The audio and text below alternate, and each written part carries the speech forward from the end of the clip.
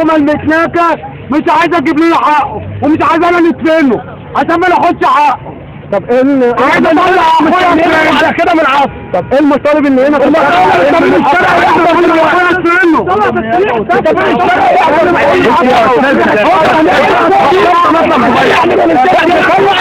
عايزين الجثه مالناش مطلب تاني.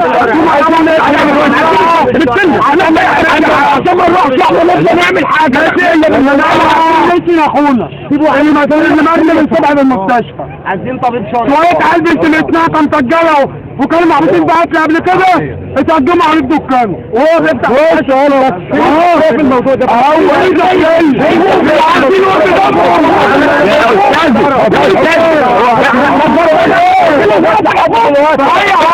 انا بسمع معاك. احنا عايزين واحد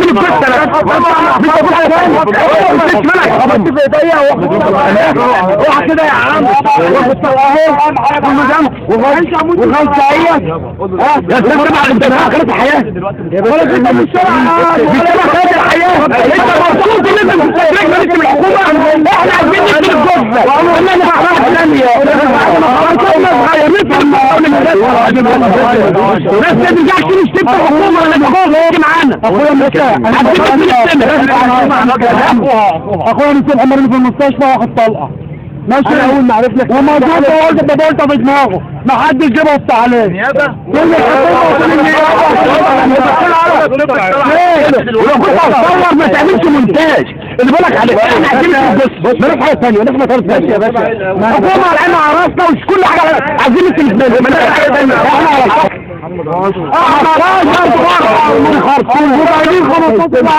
احنا لينا مطلب رفيع مطلوب بس من وزاره الصحه تخرجنا بالصحه ناخد جثه عشان الطريق يمشي. الطريق في ناس عيانه عايزه تمشي والناس عايزه تمشي كلنا عايزين ماشيين. عايزين طريق شرعي عشان ناخد تصريح مش عايزين محدد الله. بس ان الحكومه برضه اما الاستكسال شويه ماشي. الاستكسال توصلوا رساله جت عايزين الناس عايزين نفدهم مالناش مشاكل معاهم خالص. ايه مشكلتنا؟ عايزين ناخد الراجل نفسه هو موته خراب دي عشان بقى طول الليل بيقوقوا. انتم كله مسؤولين ان انتوا عايزين انت بقى لو سمحت تنزل على الفيسبوك تبقى تخلص على هو هنا لا نغلط ولا نغلط ايه؟ هو هنا ما حدش هيخلصناه.